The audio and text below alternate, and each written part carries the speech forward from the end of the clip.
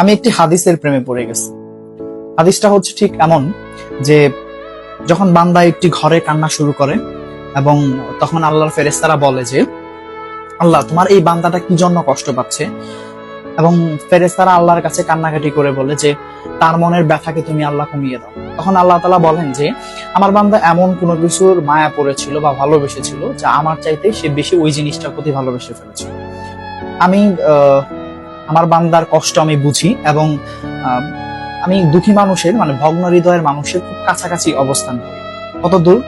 এক হাত দূরে আল্লাহ তাআলা অবস্থান করেন। হ্যাঁ?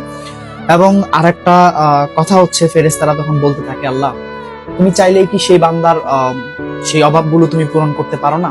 তখন আল্লাহ তাআলা বলেন যে আমি ওয়াদা করতেছি আমার বান্দা যে জিনিসটা তার জীবন থেকে হারিয়েছে তার চাইতে অধিক উত্তম জিনিস আমি তাকে দিব, যা দেখে পৃথিবীর মানুষ বিস্মিত হবে।